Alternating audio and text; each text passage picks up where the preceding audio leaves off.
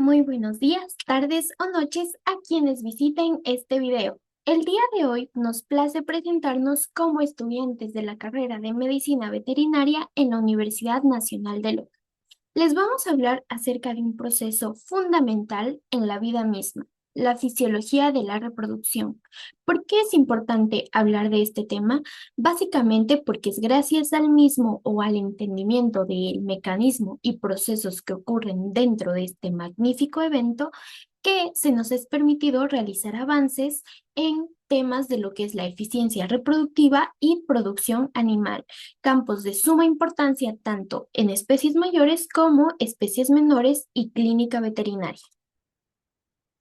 Ahora bien, ¿qué temas vamos a abordar?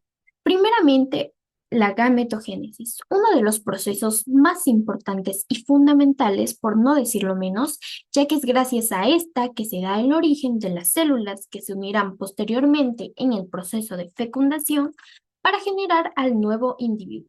Tenemos las variables reproductivas especie, especie e incluso razas. Tenemos lo que es los parámetros reproductivos y cómo afectan estos tanto positiva como negativamente en los mecanismos y procesos ocurrentes dentro de la reproducción animal, además de lo que es la regulación neuroendocrina, ya que como sabemos, las hormonas y el sistema endocrino no son más sino los músicos de una orquesta que generan una sinfonía conocida como la homeostasis o el éxito dentro de procesos como la reproducción, el parto o el nacimiento de la cría, desde cómo ocurre y qué hormonas se ven involucradas en este proceso hasta cómo se detiene, y lo que es la lactancia, que no es solo la generación de leche o el secado de la misma, sino también el vínculo entre la madre y la cría que determina la supervivencia y la correlación que hay dentro de estos campos. Entonces, hablemos de las generalidades de la gametogénesis.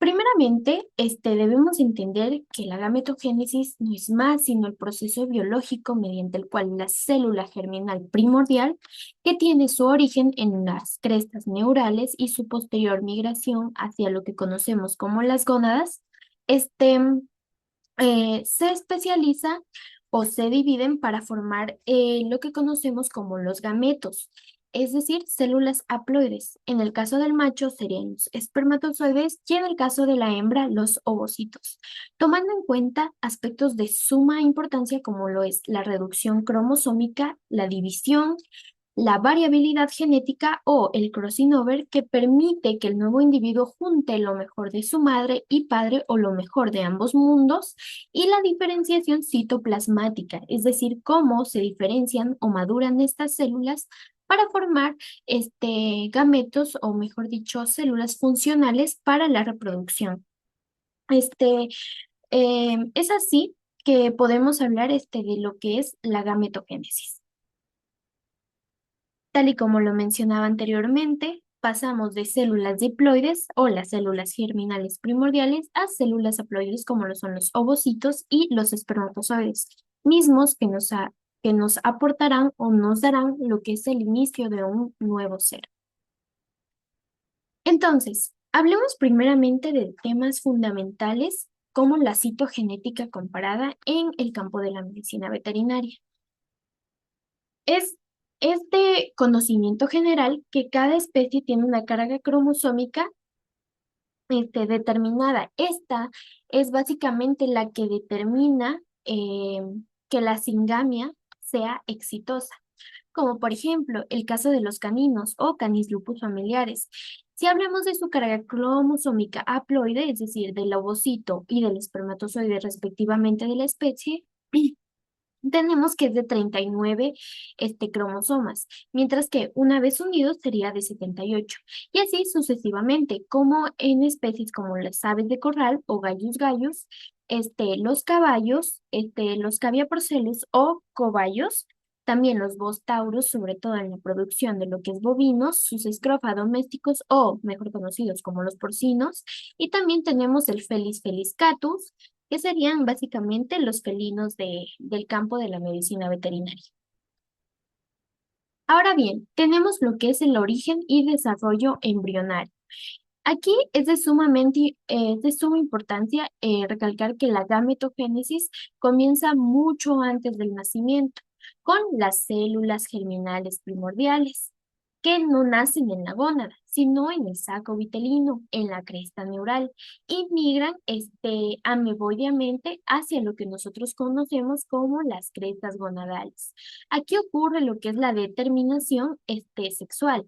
Si existe la presencia del gen SRY, se diferenciarán en testículos, mientras que si hay ausencia de este gen, se generarán lo que son los ovarios. Es así que el periodo embrionario es crítico, ya que cualquier insulto ambiental o nutricional a la madre gestante puede comprometer la reserva de gametos en un futuro. Es decir, este es un punto de no retorno. Ahora bien, vamos a hablar acerca de lo que es la regulación hormonal. Un eje sumamente importante dentro de la fisiología reproductiva es el hipotálamo hipófisis gonadal. Entonces, primeramente tenemos que a nivel del hipotálamo se generará lo que nosotros conocemos como lo que es la GnRH o hormona liberadora de gonadotrofinas. Esta viajará a la hipófisis y en la misma va a estimular a lo que son las células gonadotropas para que generen hormonas mejor conocidas como hormonas sexuales, que son la hormona luteinizante y la hormona folículo estimulante, mismas que viajarán a través del sistema sanguíneo, ya que del hipotálamo a la hipófisis tenemos el sistema porta hipofisiario y de la hipófisis a las gónadas el sistema normal, es decir, el sistema venoso normal, para que estas células o estas hormonas, mejor dicho, viajen a las gónadas y ocurra primeramente en el caso de las hembras, lo que es la ovogénesis y la liberación de hormonas como estrógenos y progesterona, y en los machos viaje a los testículos y se genere lo que conocemos como el proceso de la espermatogénesis y la formación de hormonas masculinas como la testosterona y andrógenos. Ahora bien, hablemos acerca de lo que es la ovogénesis. Primeramente debemos entender que a diferencia del macho, la ovogénesis es discontinua y ocurre mayoritariamente antes del nacimiento de estas especies domésticas. Es decir, la ovogénesis ocurre incluso antes del nacimiento. Es por eso que se dice que estas nacen con una reserva finita de ovocitos que posteriormente madurarán en cada ciclo estral y permitirán el nacimiento o la formación de un nuevo ser. Primeramente deberíamos dividirlo en fases. Tenemos lo que es la fase prenatal. Primeramente tenemos que las ovogonias se dividen a través de procesos mitóticos y forman lo que es perdón, se dividen en mitosis en el ovario fetal. Antes del nacimiento o poco después del mismo, estas ovogonas inician la meiosis 1 y se convierten en lo que conocemos como ovocitos primarios, que siguen siendo diploides. Ahora bien, aquí ocurre lo que es el primer bloqueo. La meiosis se detiene en la fase de ditioteno en la profase número 1. El ovocito permanecerá de esa forma hasta lo que es los años en donde se alcance la pubertad e inicien los ciclos estrales. De ahí tenemos lo que es la fase postnatal, es decir, se reanuda este proceso y a través que se da que en cada ciclo estral un grupo de folículos es reclutado por la hormona folículo estimulante. Es de esta manera que justo antes de la evolución, ovulación, en donde existe un pico de LH, el ovocito primario terminará lo que es la meiosis 1 y así se formará lo que conocemos como los ovocitos secundarios y la formación del primer cuerpo polar. Y posteriormente, este sufrirá otra división meiótica donde se generará el ovocito maduro como tal y los tres cuerpos polares. ¿Para qué nos sirve? Es básicamente para tener una distribución normal, fisiológica normal, de lo que es la carga cromosómica y podamos quedarnos con la carga normal, tanto en hembras como en machos, pero en machos es un proceso diferente. Ahora, hablemos de lo que es la foliculogénesis. La foliculogénesis debemos entenderla como el proceso mediante el cual los folículos se preparan para la ovulación. Primeramente tenemos que el ovocito primordial o el folículo primordial es el ovocito rodeado de una capa de células planas y escamosas. El folículo primario es aquel en donde estas células pasan de ser planas a ser cúbicas. De ahí tendríamos lo que es el folículo secundario, en donde ocurre una proliferación de estas células, formando lo que es el folículo como tal, el folículo secundario.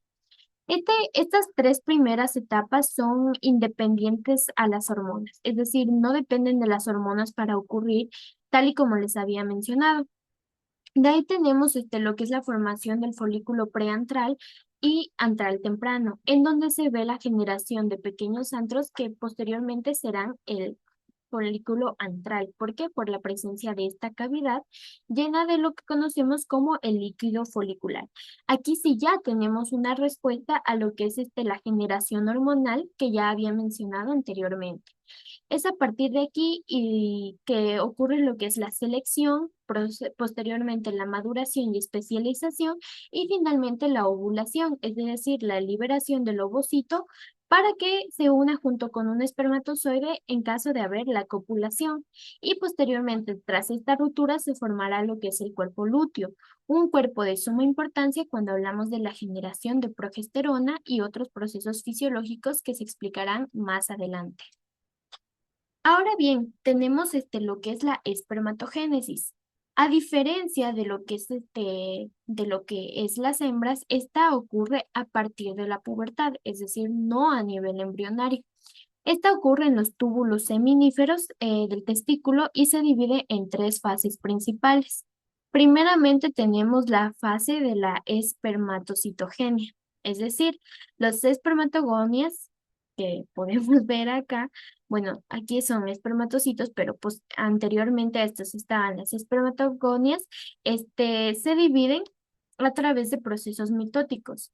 Y aquí se van a generar dos tipos diferentes. Tenemos los tipo A que funcionan como una reserva, es decir, van a continuar dividiéndose mitóticamente, no meióticamente, ya que este es como que hace que el macho nunca se quede sin reserva de células madre. Y las tipo B que avanzan a lo que nosotros conocemos como la diferenciación de los espermatozoides, de los futuros espermatozoides. De ahí tenemos lo que es la fase meiótica, es decir, la reducción cromosómica. Entonces aquí tenemos lo que es la meiosis número 2, en donde se formará lo que es el espermatocito primario que atraviesa la primera división, separando los cromosomas homólogos. El resultado son dos espermatocitos secundarios que ya son haploides. A partir de aquí tendremos lo que es la meiosis número 2, en donde cada espermatocito secundario se divide rápidamente y se formarán lo que conocemos como las espermátidas. Es a partir de aquí que en esta etapa las células están unidas por puentes citoplasmáticos para sincronizar su desarrollo. Finalmente tenemos lo que es la espermiogénesis o la diferenciación de estas células, básicamente la capacitación para que éstas sean funcionales, porque como ya sabemos, los ovocitos son mucho más grandes, pero también son inmóviles. Es el espermatozoide quien realiza su viaje desde el tracto genital de la hembra, desde la vagina, hacia lo que son el oviducto, más específicamente la ámpola, donde ocurre lo que es la fecundación.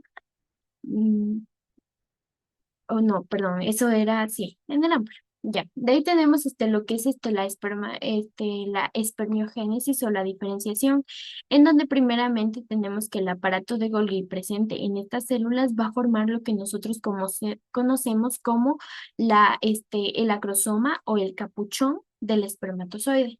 De ahí tenemos que lo que es la fase acrosómica o la condensación nuclear, en donde el núcleo se alarga y las mitocondrias se desplazan hacia la base del flagelo. Esta fase, esto es importante ya que estas son quienes van a proveer de energía para que ocurra la motilidad del flagelo o cola como tal.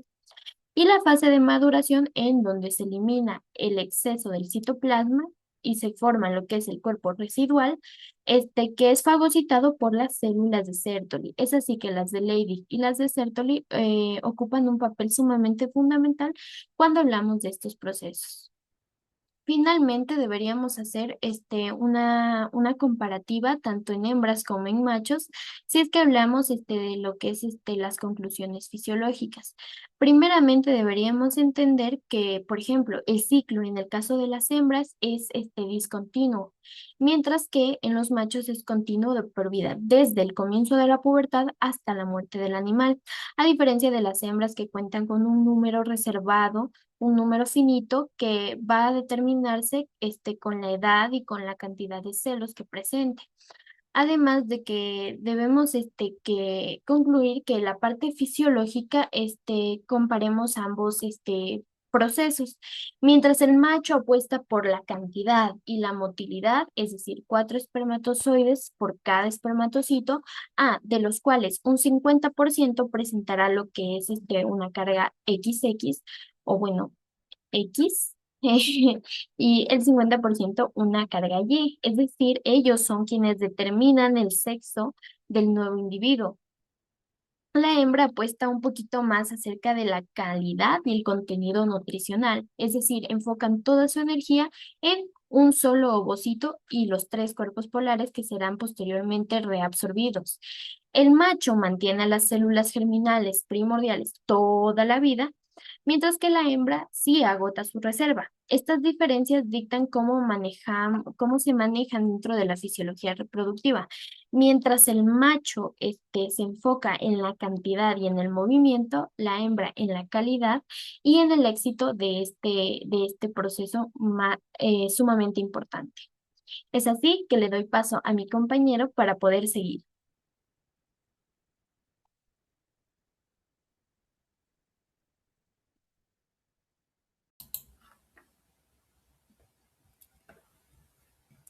Ahora hablaremos de lo que es la espermatogénesis, que es un proceso continuo, la formación de espermatozoides a partir de una célula germinal primordial. Esto se lleva a cabo en los testículos, para ser exacto, en el epitelio de los túbulos seminíferos. Dentro de estos tubos se encuentran las células germinales, que están en distintas etapas, las células de Sertoli, y entre los túbulos en el espacio intersticial se localizan las células de Leydig, que son las responsables de la producción de la testosterona.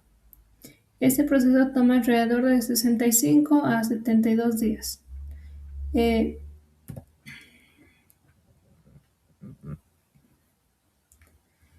para empezar, tenemos una célula germinal primordial que está mediante una división mitótica formará dos tipos de células, las células A y las células B.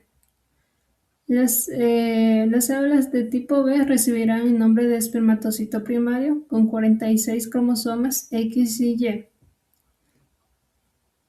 Las células de tipo A se quedarán como espermatogonias y se seguirán dividiendo.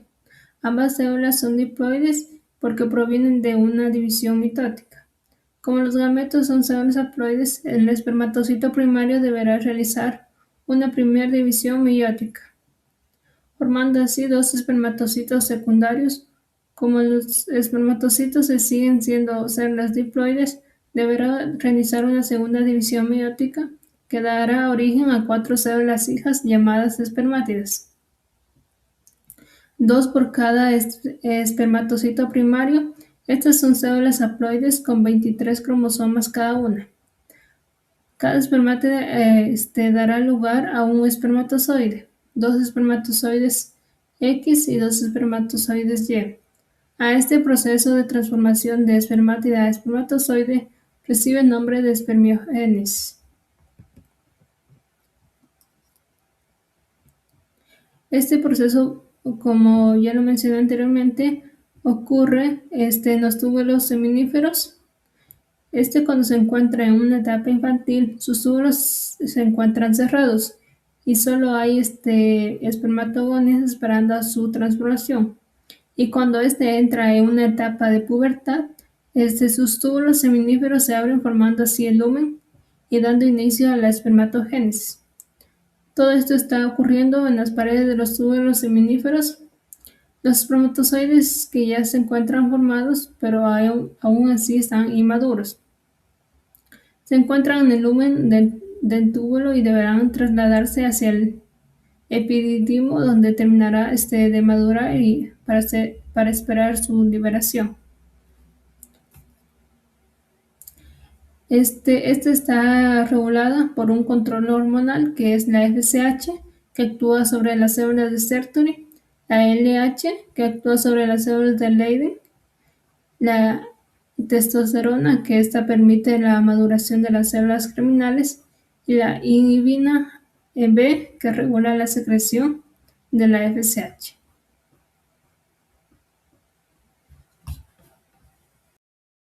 La reproducción en animales está regulada por un sistema integrado donde participan dos sistemas, el sistema endocrino y el sistema nervioso.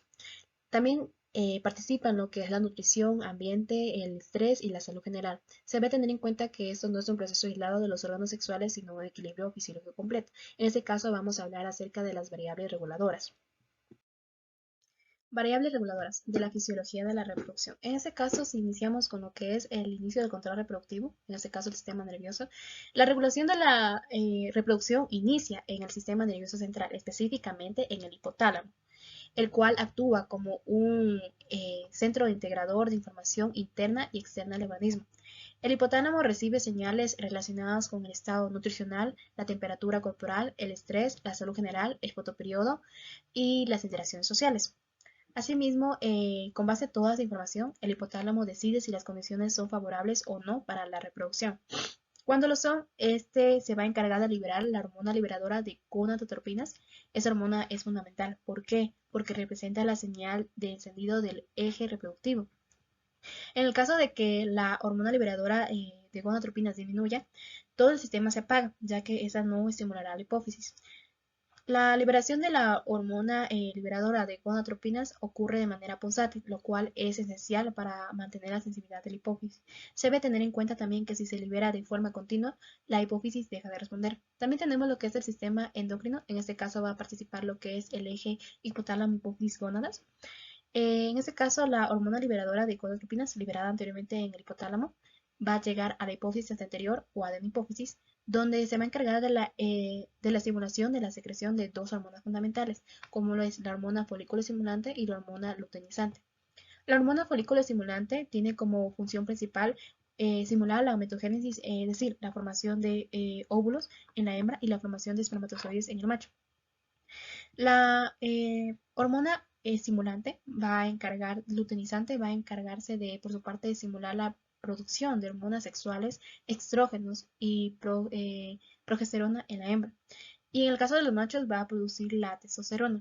Este eje funciona como una cascada hormonal organizada donde cada nivel estimula a las siguientes gónadas. En este caso, las gónadas de la fusión de la hembra, la hormona folículo estimulante va a estimular a los folículos ováricos, los cuales son estructuras que contienen al ovocito.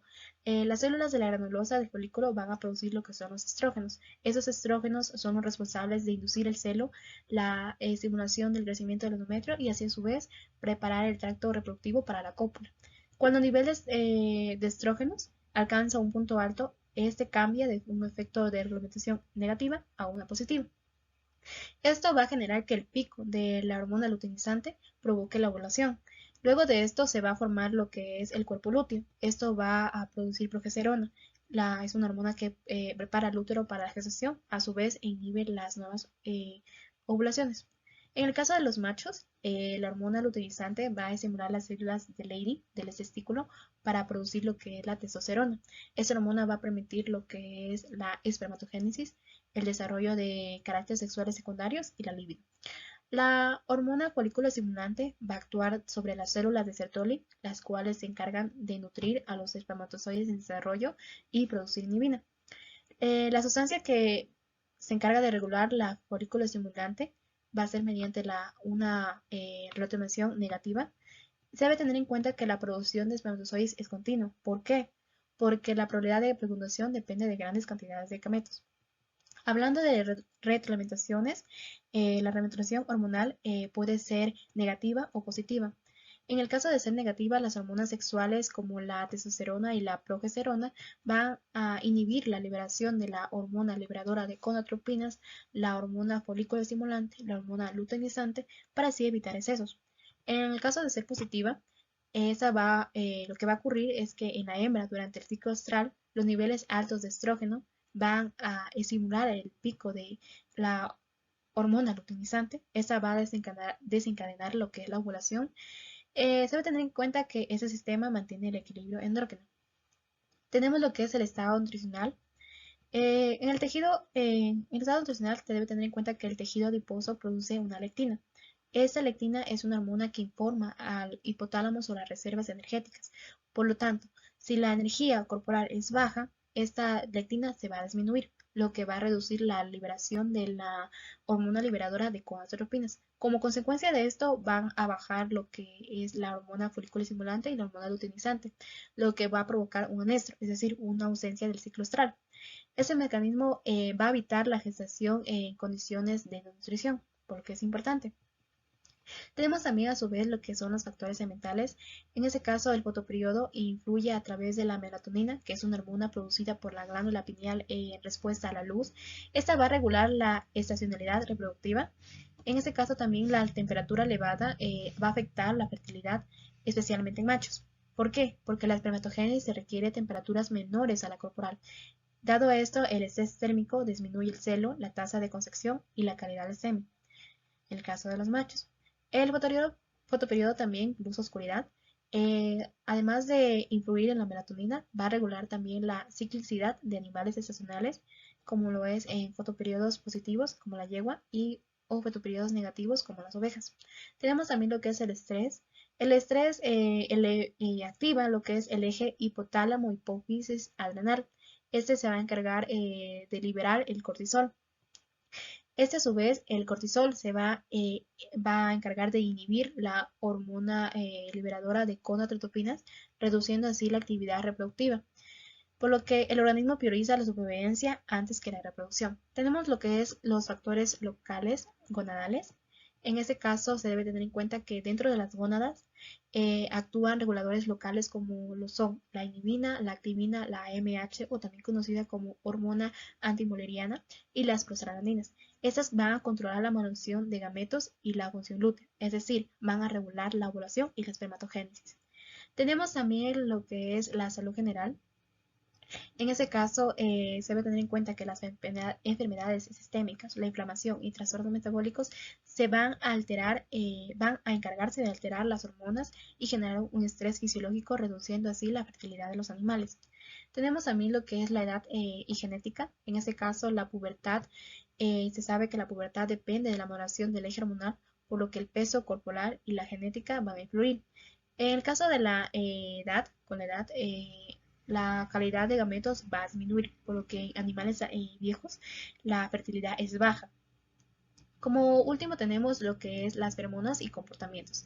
En ese caso se debe tener en cuenta que las feromonas son señales químicas que influyen en el comportamiento reproductivo y a su vez estas estimulan el eje hormonal a través del sistema nervioso. La presencia del macho, en este caso, va a provocar la estimulación, o sea, va a estimular la liberación de las gonadotropinas y acelerar el inicio del ciclo de las hembras. Tenemos la regulación reproductiva en macho y hembra. Tenemos aquí un cuadro comparativo de lo que pasa en el macho y en la hembra, las diferencias que pueden tener o las similitudes. En este caso empezamos con lo que es el control central hipotálamo. En este caso, como dije anteriormente, la regulación de la reproducción tanto en machos como en hembras comienza en el hipotálamo. El hipotálamo es una estructura del sistema nervioso central encargada de integrar señales del organismo y del ambiente. Este recibe información sobre el estado nutricional, el nivel de estrés, la temperatura, la luz, la salud general y el estado animal. Con base a estas señales, el hipotálamo libera lo que es la hormona liberadora de gonadotropinas. Esta hormona es el punto de partida del eje reproductivo porque estimula a la hipófisis para que produzca la hormona folículo estimulante y la hormona luteinizante. En este caso, en los machos, la liberación de la hormona gonadotropina es relativamente constante. ¿Por qué? Porque su función reproductiva es continua. y dado que esto siempre debe estar produciendo espermatozoides. En el caso de la hembra, la liberación de la hormona liberadora de gonadotropinas es versátil y cambia según la fase del ciclo estral.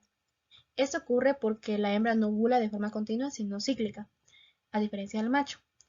Esto se debe tener en cuenta también en control central, que si la hormona liberadora de gonadotropinas disminuye, ya sea por estrés, desnutrición o enfermedad, no se va a liberar la hormona folículo estimulante ni la hormona luteinizante, y la producción se detiene tanto en machos como en hembras. Pasando a lo que es la hipófisis, la hormona liberadora de gonadotropinas llega a la hipófisis anterior y estimula la producción de dos hormonas fundamentales, la hormona folículo estimulante y la hormona luteinizante. En el caso del macho, la hormona folículo estimulante va a estimular las células de Sertoli, las cuales sostienen y nutren a espermatozoides en desarrollo. La hormona luteinizante va a estimular las células de Leydig para producir lo que es la testosterona. Y en el caso de las hembras, la hormona folículo estimulante va a estimular el crecimiento de los folículos ováricos, los cuales contienen el ovocito. La hormona luteinizante, en este caso, va a ser responsable de provocar la ovulación y la formación del cuerpo lúteo.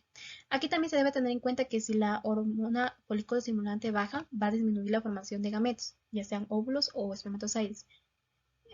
¿Ya? En ese caso, en el caso de la hembra, los óvulos, y en el caso de los machos, los espermatozoides. Ya, si la hormona luteinizante baja, no hay ovulación en las hembras ni testosterona suficiente en machos. Pasando al siguiente, que es la hormona gonadal principal. En el macho se sabe que la hormona principal es la testosterona. Esta hormona es indispensable para la espermatogénesis, la libido y el mantenimiento de los órganos reproductivos. Si la testosterona baja, disminuye la producción de espermatozoides y el comportamiento sexual. En el caso de las hembras, las hormonas principales son dos, el estrógeno y la progesterona. Los estrógenos son aquellos que indican que el folículo está maduro y preparan al cuerpo para la ovulación. Ya. Entonces, la progesterona, en cambio, se encarga de, o sea, esta se produce después de la ovulación y esta se mantiene al útero listo para la gestación. Pasando a esto, tenemos lo que es el siguiente variable, que es el tipo de actividad reproductiva. En este caso, en el macho, el tipo de actividad reproductiva que tiene es continua. ¿Por qué? Porque su función es producir grandes cantidades de espermatozoides constantemente para aumentar la probabilidad de fecundación. Y en el caso de la hembra, esa tiene una actividad cíclica. ¿Por qué? Porque la ovulación y la preparación uterina requiere de un gran gasto energético. Por eso el cuerpo lo organiza en ciclos estrales. Pasando al siguiente, la retroalimentación hormonal. En el macho, en este caso, la testosterona va a ejercer una retroalimentación negativa. Y cuando hay suficiente, esta se va a encargar de inhibir la hormona liberadora de gonadotropina y la hormona luteinizante para evitar excesos. Y en el caso de la hembra, aquí va a ocurrir algo más complejo. Los estrógenos normalmente van a inhibir el eje, pero se debe tener en cuenta que cuando alcanzan niveles altos van a producir una retroalimentación positiva, lo que va a generar que el pico de la hormona luteinizante cause la ovulación. Luego de esto, la progesterona vuelve a ejercer una retroalimentación negativa. Pasando a esto, tenemos lo que es los factores nutricionales. En este caso tenemos lo que es la temperatura. La temperatura va a afectar más al macho porque la espermatogenesis necesita temperaturas menores, porque lo que es el calor excesivo va a dañar el tejido testicular. Debido a esto, necesita menores temperaturas. En el caso de la hembra, esta también puede alterar ciclos, pero pero tiene un impacto menor, al contrario al macho. Tenemos también en general los factores nutricionales, lo que es se da tanto en machos como en hembras. La falta de energía reduce la hormona liberadora de gonadotropinas. En este caso, en la hembra, causa un anesto, es decir, en la ausencia del ciclo estral. Y en el macho disminuye lo que es la espermatogénesis, como estaba explicando antes. Tenemos lo que es el siguiente, que es la edad. En este caso, se debe tener en cuenta que la edad y la madurez sexual, bueno, en este caso se sabe que la edad va a determinar la madurez sexual. mientras que la genética condiciona capacidad reproductiva. En el caso del macho, la pubertad va a depender del peso y de las hormonas, y en el de la hembra va a depender del peso, la grasa y el eje corporal. Entonces, pasamos al siguiente que es factores locales. En este caso, los factores locales, como lo es el estrés, aquí se produce lo que es el estrés, como dije anteriormente, eleva el cortisol, este inhibe la hormona liberadora de gonadotropinas. En machos va a bajar lo que es la testosterona y en hembras va a bloquear lo que es la ovulación. Tenemos lo que son en general en que son factores locales. Se sabe que en ambos sexos existen reguladores locales como la inhibina y la activina. En la hembra también hay prostaglandinas que destruyen el cuerpo lúteo si no hay una gestación. Pasando a esto, seguimos con lo que es la estacionalidad. En este caso, la estacionalidad en algunas especies, en lo que es el macho, se da en cameros y en lo que es en la hembra es muy marcada en lo que es las yeguas. La salud general, en este caso, tenemos lo que es en el macho, las enfermedades van a bajar el líbido y la esperma, y en el caso de las hembras, estas van a presentar enfermedades sistémicas. Dado esto, en general, las enfermedades van a alterar el metabolismo, van a generar una inflamación, un estrés y lo que va a reducir una fertilidad en ambos, en tanto macho como en hembra. Para finalizar, se sabe que aunque machos y hembras comparten el mismo eje hormonal, la relación difiere porque el macho va a producir gametos de forma continua, como les dije anteriormente, y la hembra de forma cíclica, lo que la reproducción va a depender de un equilibrio entre hormonas, ambiente, nutrición y la salud. A continuación, yo les voy a explicar sobre los parámetros reproductivos. Ya, ahora vamos a hablar sobre qué son los parámetros reproductivos. Los parámetros reproductivos son indicadores numéricos que se usan en sí para evaluar la eficiencia reproductiva de un hato que tiene por significado un grupo de animales de la misma especie, puede ser diferente, que comparten manejo, alimentación y condiciones sanitarias. Estos se encuentran bajo la responsabilidad de un propietario o administrador. Los parámetros reproductivos, también los más comunes, incluyen la tasa de concepción, los días abiertos, el intervalo entre parto, la edad del primer parto y la tasa de preñez. Entre los parámetros reproductivos tenemos la edad al primer servicio y la edad a la pubertad. La edad al primer servicio significa cuando la vaca se cruza o se insemina por primera vez, cuando ya alcanzó la pubertad y un peso corporal adecuado. En cambio, la edad a la pubertad es cuando la vaca empieza a ciclar, es decir, presenta su primer celo, y su sistema reproductivo ya funciona. Otros parámetros de reproducción de suma importancia son la edad al primer parto y los días del parto al primer estro. La edad al primer parto es el momento en el que la vaca ya completó su crecimiento corporal, su eje hormonal reproductivo, hipotálamo, hipófisis y ovario. Este ya funciona de forma estable y el útero logró mantener una gestación completa hasta el parto. Por otro lado, tenemos los días del parto al primer estro, lo cual significa fisiológicamente que es el tiempo que necesita el organismo para la involución uterina, la reactivación ovárica, el restablecimiento de la secreción y recuperación del balance energético tras la lactancia. Ya, ahora les voy a hablar sobre los días vacíos o días abiertos, el puntaje de la condición corporal. En cuanto a los días vacíos o días abiertos, fisiológicamente los días vacíos son los días en los que la vaca no se encuentra gestante después del parto. Estos son aquellos que reflejan que tarda el organismo en completar la involución uterina, en reactivar el eje hipotálamo, hipófisis y ovario y en restablecer los ciclos ovulatorios normales. En cuanto a los días abiertos, son los días desde el parto hasta la nueva preñez. Estos incluyen fisiológicamente la recuperación posparto, la reaparición del estro y la ovulación y la fecundación obviamente exitosa. Ahora, el puntaje de condición corporal, este es una evaluación visual que permite verificar el estado de reservas energéticas, la grasa corporal que tiene la vaca, que influyen directamente en la producción hormonal, en la ovulación, fertilidad y también el mantenimiento de la gestación. Cabe aclarar que estos indicadores reproductivos son muy importantes ya que ayudan a controlar la salud reproductiva del manejo nutricional del hato o de otras especies de animales. Y por último tenemos servicios por la concepción, el porcentaje o tasa de concepción y la tasa de preñez.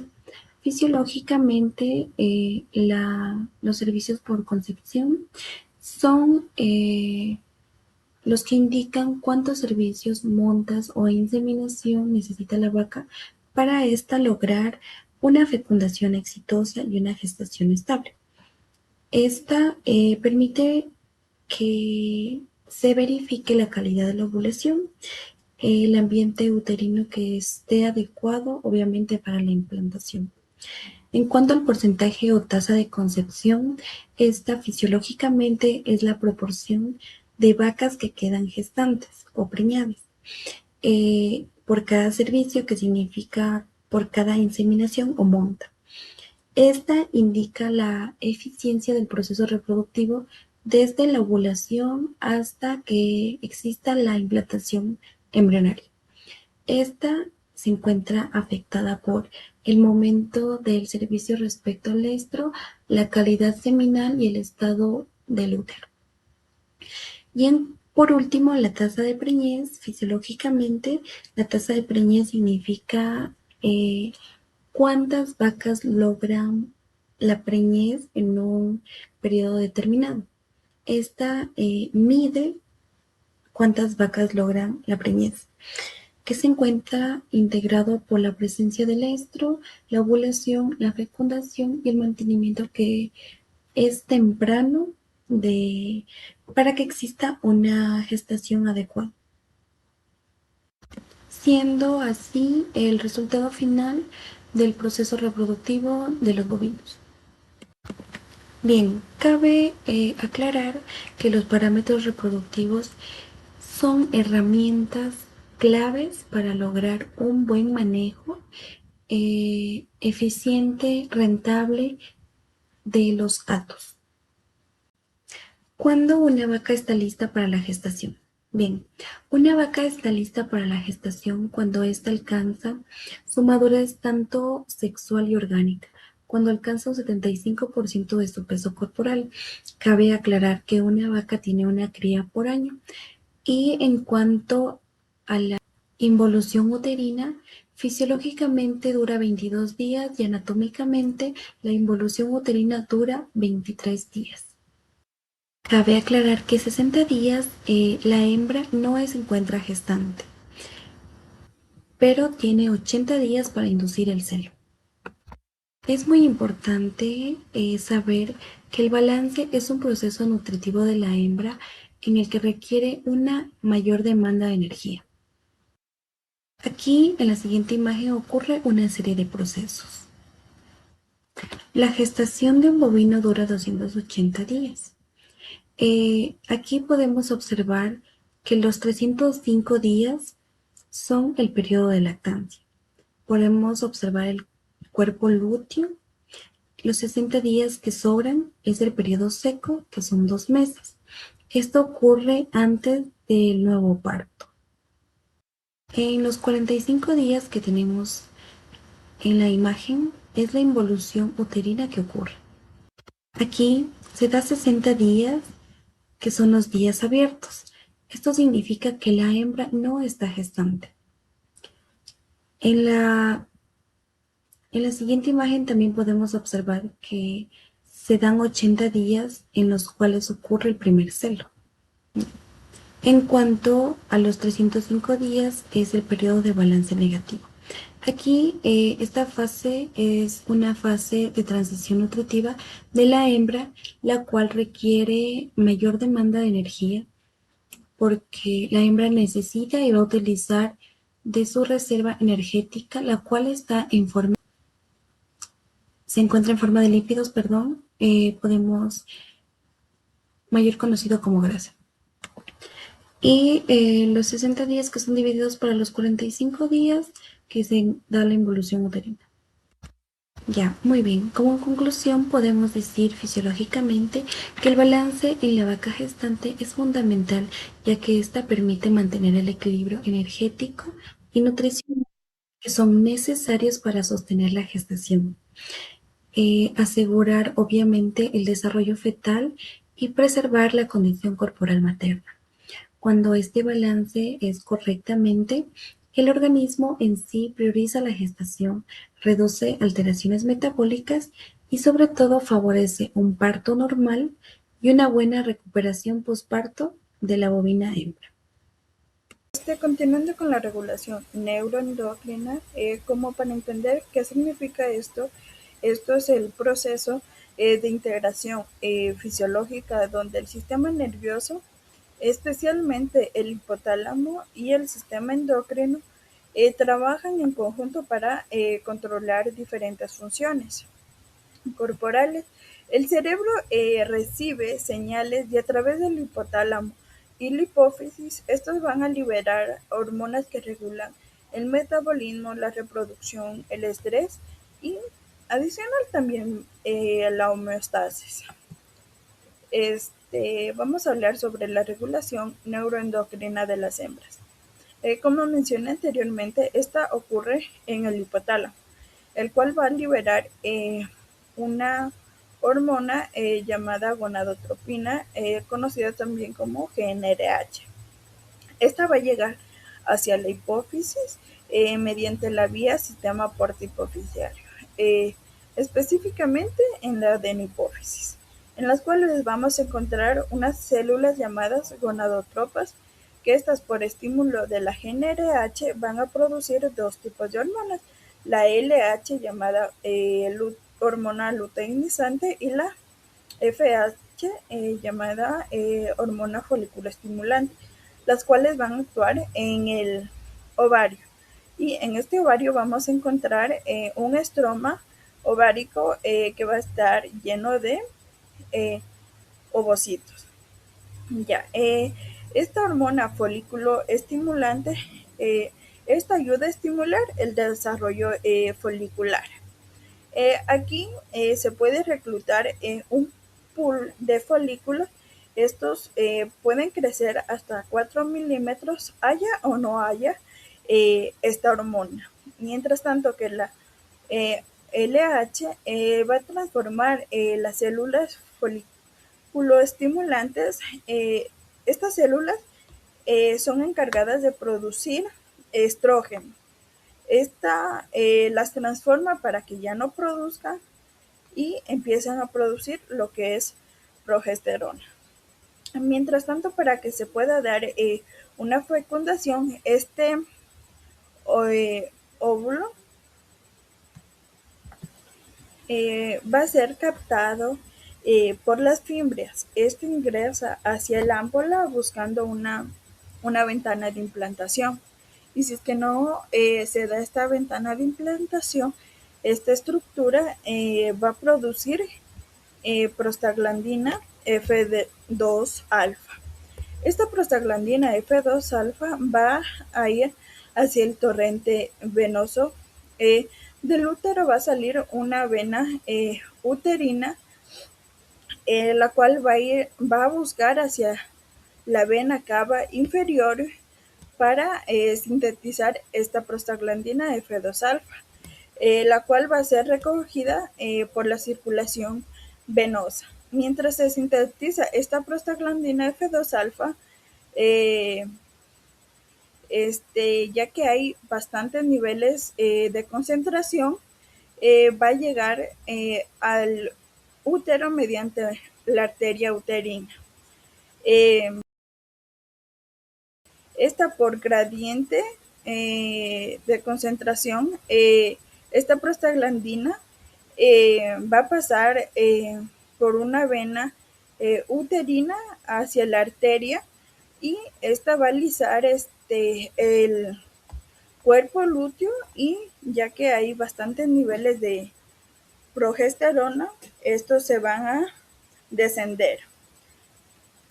Continuando, mientras tanto, tenemos aquí lo que es un folículo que se encuentra de color amarillo. Este va a producir bastantes niveles de estrógeno, los cuales van a hacer un feedback positivo y negativo a nivel de hipófisis y un feedback positivo a nivel del hipotálamo. Y si es que en caso no se da una fecundación, este folículo se va a convertir en cuerpo hemorrágico y se transforma en cuerpo lúteo o cuerpo álbico. Y este va a sintetizar la progesterona, la cual va a hacer un feedback negativo a nivel de hipotálamo. Continuando con las ondas foliculares, vamos a hacer un énfasis específicamente en los bovinos, lo cual tiene un ciclo estral de 21 días. Este está dividido en 4 fases. Como conocemos que es el estro, que esta tiene una duración de 12 a 18 horas. La fase de metaestro, esta tiene una duración de 4 a 5 días. El diestro, que tiene una duración de 12 a 14 días. Y el proestro, tiene una duración de 3 a 4 días. Ya. Aquí se va a dar lo que se conoce como primera onda folicular, en el cual entre el día 5 se van a reclutar aproximadamente 20 ovocitos, de los cuales 4 van a ser seleccionados y uno de ellos va a ser llamado ovocito dominante. Ya. Este es apto para desarrollar altos niveles de FSH y producir estrógenos. Aquí no se da una ovulación debido a que hay bastantes niveles de progesterona y se va a atrofiar. Para poderse, continuando, se da lo que es la segunda onda folicular, que aquí se da el mismo proceso. Como primero se da lo que es el reclutamiento, como mencioné anteriormente, se da mediante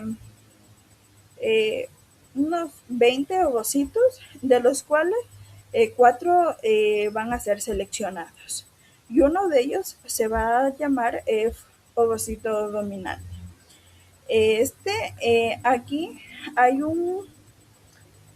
aquí interviene lo que es la prostaglandina F2-alfa, que esta destruye el cuerpo lúteo, disminuye los niveles de progesterona, lo que permite que aumenten estrógenos, y aquí adicional se libera un pico de LH, en el cual gracias a este pico, folículo dominante puede salir y se puede dar una ovulación. Como para complementar el pico de estrógenos, como mencioné, se produce debido a que hay un folículo dominante. Continuando, vamos a hablar sobre qué es la aromatización. Este es el proceso en el cual se pasa de andrógenos a estrógenos. Tenemos un ovocito en el cual está conformado por células de la granulosa, que estas son estimuladas por la FSH, y células de la teca, tanto internas como externas. Estas también son estimuladas por la LH. Como para entender un poco más cómo se realiza este proceso, tenemos que la hormona folículo estimulante, estimula las células de la granulosa para producir andrógenos en pocas cantidades, los cuales estos van a pasar a las células de la teca, tanto internas como externas. Y por aquí, esta hormona luteinizante estimula las células de la teca interna y externa para producir andrógenos en mayores cantidades. Mientras tanto que las células de la granulosa, estas va a sintetizar una enzima denominada aromatasa, en el cual produce la aromatización. Y como mencioné, la aromatización es el proceso donde se pasa de andrógenos a estrógenos.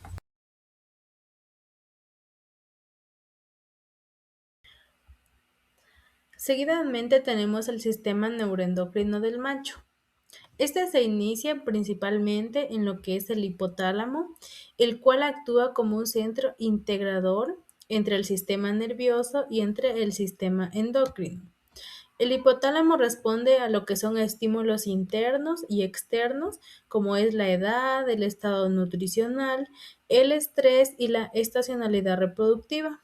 En respuesta a esto, libera lo que es la hormona liberadora de gonadotropinas, conocida también como GnRH, de una manera pulsátil. Esta hormona es liberada en pulsos, lo cual es fundamental para la función normal de lo que es el eje reproductivo. Una liberación continua de esta hormona, es decir, de la GnRH, provocaría lo que es una disminución de la secreción de LH y FSH por la parte de la hipófisis. La hipófisis anterior, también llamada como adenohipófisis, responde a la GnRH liberando lo que son las gonadotropinas, LH y FSH. ¿Qué es lo que hacen estas hormonas? Es viajar por la circulación sanguínea hasta lo que son los testículos. La hormona luteinizante actúa principalmente sobre lo que son las células intersticiales de Leydig, localizadas entre los túbulos seminíferos. La LH estimula lo que es la síntesis de la testosterona a partir de lo que es el colesterol. La hormona folículo estimulante, en cambio, actúa sobre lo que son las células de Sertoli dentro de los túbulos seminíferos.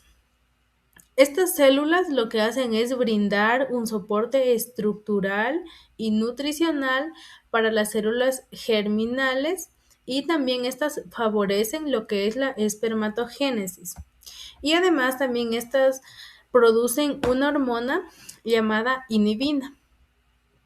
Los testículos son glándulas mixtas, ya que cumplen una función exócrina mediante lo que es la producción de espermatozoides y una función endocrina mediante lo que es la secreción hormonal.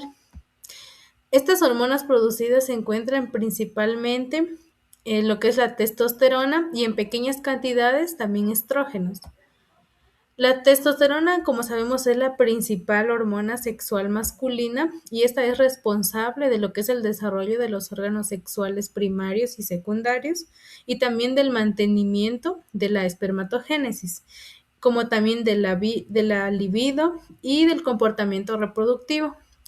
En algunos tejidos, lo que hace la testosterona es que se convierte en dihidrotestosterona, potenciando sus efectos, y en cambio la inhibina es producida por las células de Sertoli.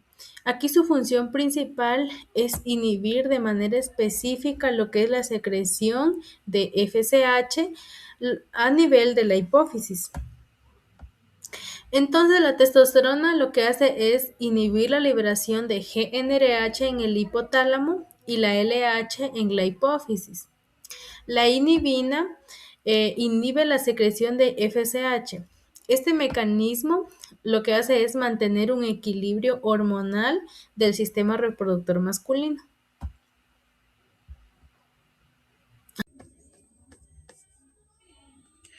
Bueno, vamos a comenzar con la siguiente etapa, que es mamogénesis. La mamogénesis es el proceso fisiológico de desarrollo estructural y morfológico de la glándula mamaria en las hembras domésticas, que básicamente ocurre desde la vida embrionaria hasta el final de la gestación y que permite que la glándula quede anatómica y funcionalmente preparada para la lactación. Básicamente aquí no se da la producción de leche y depende estrictamente del estado de endocrino y reproductivo del animal. Tenemos varias etapas que va a presentar esta. Primeramente tenemos la etapa embrionaria o prenatal, que aquí ocurre que se da a partir del ectodermo, se forma la línea mamaria y de esta línea mamaria surgen esbozos mamarios. Finaliza con los pezones y las cisternas glandulares bien diferenciadas, pero poco desarrollo de los conductos principales.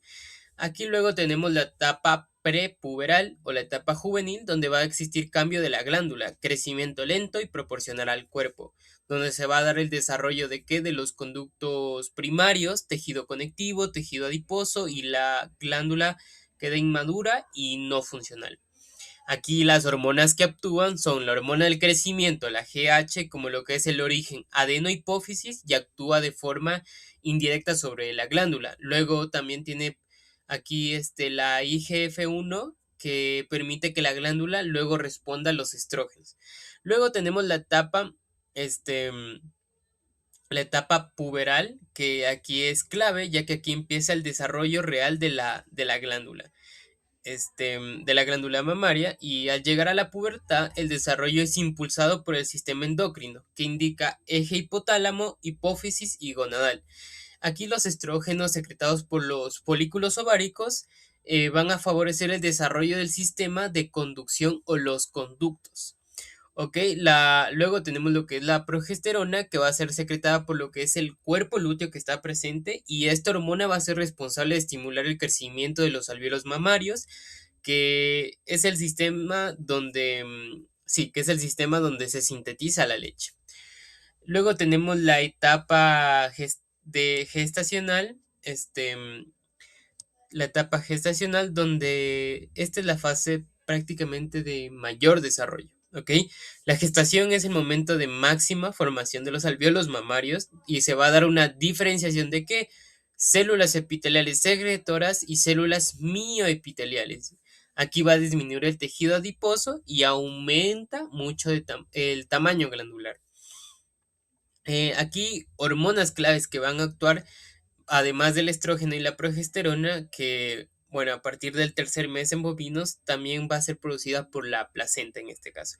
Intervienen también la hormona de crecimiento, la GH, la prolactina y la hormona ACTH, o conocida también como la adrenocorticotropa.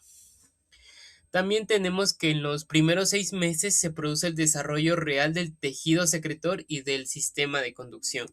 En el séptimo y noveno día, inicia la fase secretora, donde los alvéolos se distienden porque comienzan a producir y almacenar el calostro.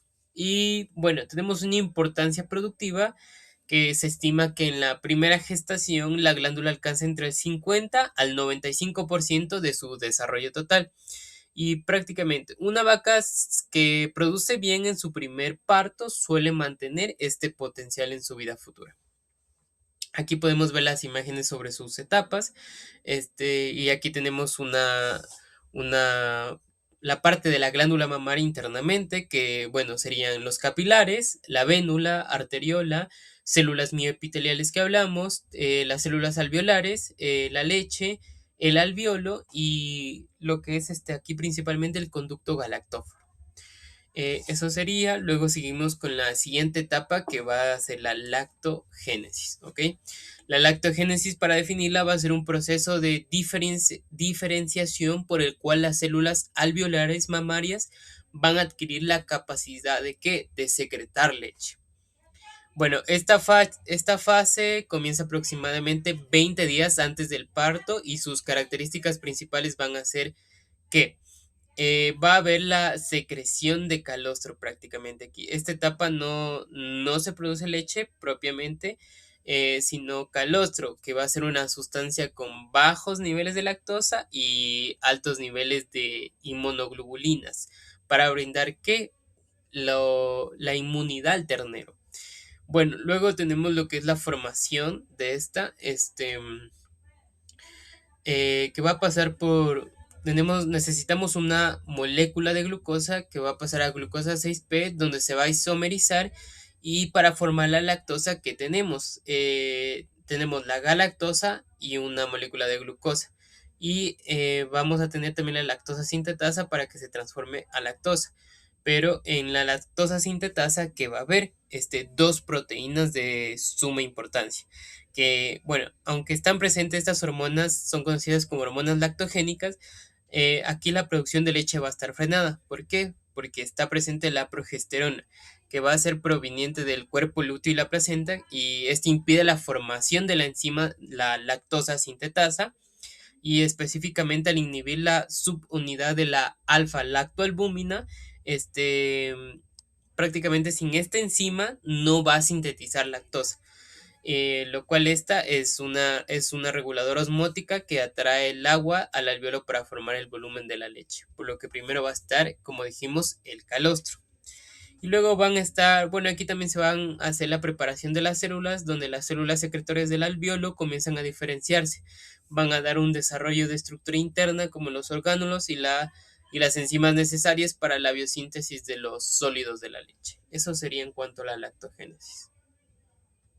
Ya. Continuaremos con lo que es la galactopoiesis. Esta es la capacidad de la glándula mamaria para mantener la producción de leche. Este proceso también es conocido como el mantenimiento de la lactancia o el mantenimiento de la producción de esta. Esta depende de controles neuroendocrinos, por eso las hormonas son mucho más de las mencionadas en la galactogénesis. Pero además tiene un rol muy importante la que es la oxitocina, que es la encargada de la expulsión de la leche de los sitios de almacenamiento de la glándula mamaria para que ésta siga produciendo leche.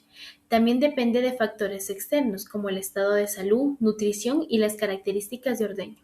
La descomprensión de la ubre en el ordeño es el factor más importante para garantizar la continuidad de los procesos de síntesis. Es decir, si no hay ordeño, no se va a poder continuar con la producción de leche. Y obviamente la galactopoiesis es muy dependiente de esto.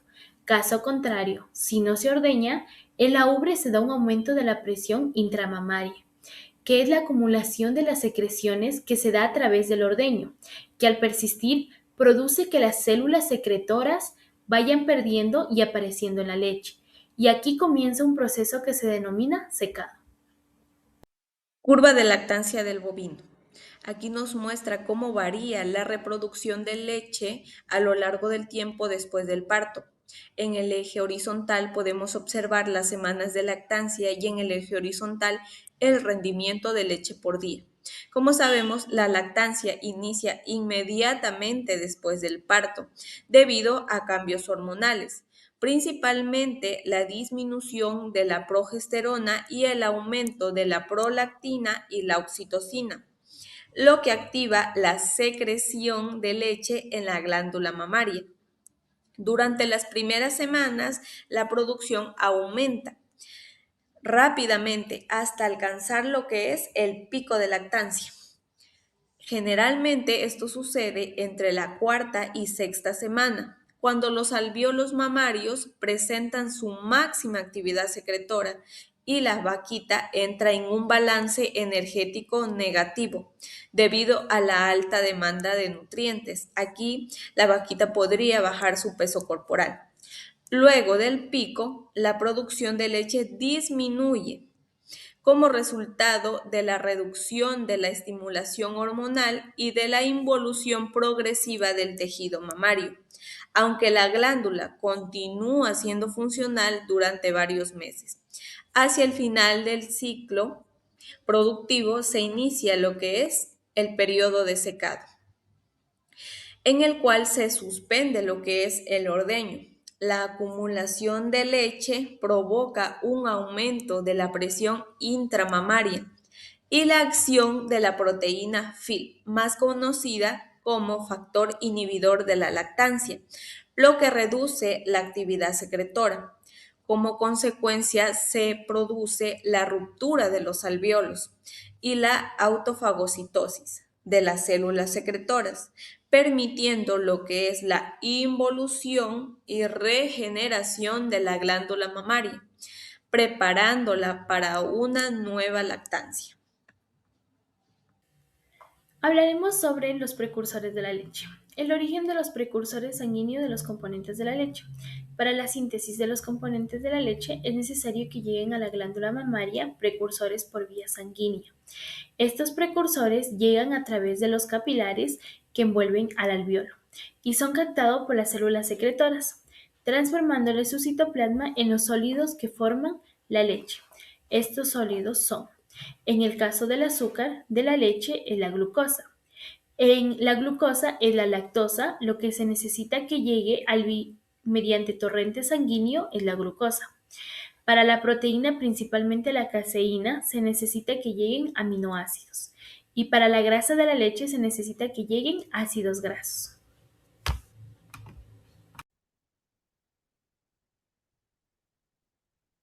Ahora vamos a continuar hablando con el proceso del parto. El parto es el proceso fisiológico que involucra la expulsión del feto y restos fetales desde el útero. Es el proceso donde termina la gestación y empieza la lactancia.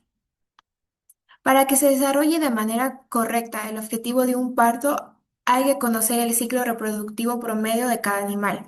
En ganadería, por ejemplo, se busca como objetivo un parto por vaca al año. Para que este proceso exista, hay factores importantes a tener en cuenta. El inicio del parto se induce por mecanismos fetales y placentarios, los cuales dependen de las diferentes especies. Por ejemplo, la mecánica y la parte endocrina del parto lo va a realizar la parte materna, mientras que los factores del comportamiento dependen exclusivamente del feto. Para el proceso del parto, hay fases en donde cada actividad miometría es progresiva. En la primera parte hay una dilatación cervical. En la segunda etapa hay una mayor dilatación del paso cervical con la salida de sacos y después del feto. Aquí hay una ruptura del alantoides y es hasta ese punto donde se considera un anteparto. Después de la ruptura del alantoides se conoce como posparto y es donde se va a romper el amnios, donde después se va a presentar la tercera etapa, la cual es la expulsión de la placenta. Aquí hay que tener en cuenta que si llega a haber retención placentaria, se recomienda aplicar prostaglandina, estrógenos y oxitocina cada 5 minutos y lo recomendable es aplicarlo en este orden.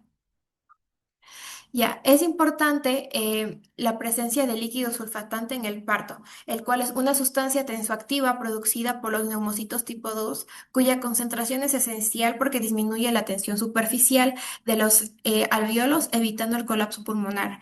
En el parto es importante que se desarrolle de manera eficiente para una correcta respiración del feto al nacer. A continuación, tenemos los eventos del parto. Primero debe haber una relajación de los ligamentos pélvicos, lo cual ocurre por la acción de la relaxina. Con su presencia se va a ensanchar la pelvis, facilitando el parto. Como segunda etapa tenemos la relajación del cérvix uterino. Ocurre principalmente por los cambios hormonales, donde por la acción y mecánica este, de las contracciones uterinas, también se va a ver involucrada la hormona relaxina para preparar el cuello uterino. Tercero, la vulva flácida. Esto ocurre porque el canal vaginal se estira enormemente para permitir el paso del feto. Los tejidos vaginales y musculares se vuelven extremadamente flexibles. Como cuarta etapa tenemos que las glándulas mamarias se llenan y se vuelven sensibles, lo que ocurre como preparación de la lactancia. Esto también va a involucrar muchos cambios hormonales, lo cual es conocido como la subida de la leche. Como quinta etapa tenemos el cambio de la conducta, esto debido al dolor, al estrés, a cambios hormonales y el instinto de la madre de encontrar un lugar seguro para protegerse a sí misma y a la cría al momento vulnerable del parto. Ahora, todo este proceso no se inicia a menos de que haya una parte endocrina involucrada. Y aquí primero se ve involucrada la falta de espacio y que ya no hay alimento suficiente para el feto. Así que este mismo va a liberar cortisol, el cual es percibido por el hipotálamo del feto, que enviará la hormona liberadora de corticotropinas hacia la adenohipófisis para estimular las células corticotropas, las cuales producen y liberan hormona adrenocorticotropa, la cual va a viajar hasta la corteza de la glándula adrenal, donde se va a estimular la síntesis de cortisol. El cortisol viaja al sistema respiratorio para estimular los linfocitos tipo 2 y el líquido surfactante. El cortisol también cambia la estructura de la placenta, lo cual va a disminuir la producción de P4 y empieza a producir prostaglandina, estrógenos, en donde va a crear un feedback positivo para el momento del parto. Los estrógenos, la prostaglandina y la oxitocina van a estimular el útero de la madre para el proceso del parto, y el cortisol también es captado por el hipotálamo de la madre, que va a pasar por la neurohipófisis, aumentando los receptores de oxitocina y prostaglandinas. El útero va a tener una relajación en el cuello gracias a la presencia de la oxitocina, la cual va a provocar un incremento en las uniones intracelulares del miometrio. Por las prostaglandinas en los ovarios también va a ocurrir una luteólisis que va a provocar la liberación de relaxina. Con todos estos procesos, se va a realizar el proceso del parto. Entonces, entendemos que el parto se inicia por la presencia del cortisol liberado por el feto. Ahora tenemos en cuenta lo que es una estática fetal, la cual se refiere a las diferentes presentaciones, posiciones o posturas que el feto puede adoptar al proceso del parto. Primero tenemos lo que es una presentación, la cual es la relajación del eje espinal del feto con el eje espinal de la madre. Si los dos ejes son paralelos entre sí, la presentación será longitudinal, pero si estos son perpendiculares, serán transversales o verticales. Ya, aquí tenemos tres ejemplos, pero los fetos pueden llegar a presentar diferentes presentaciones y en este caso, en estos tres ejemplos, ninguno sería una presentación correcta. Tendría que verse involucrado la mano del hombre para poder extraer de forma correcta al feto. Luego tenemos lo que es una posición. Se refiere a la relajación del eje espinal del feto o de la cabeza con los cuadrantes pélvicos de la madre. Estos cuadrantes serían el sacro, pubis, ilíaco derecho e ilíaco izquierdo. Ya, aquí tenemos igual cuatro ejemplos en donde ninguno de estos sería la posición correcta del feto al momento del parto. Si el feto se presenta en cualquiera de estas posiciones o presentaciones, lo recomendable sería que el médico veterinario introdujera la mano dentro del canal vaginal de la madre para reacomodar al feto y de ahí continuar con el proceso normal del parto. La estática fetal normal sería como se ve en la última imagen, la que está más grande, en donde hay una presentación longitudinal anterior con una posición dorsosacra, una actitud de cabeza y miembros extendidos.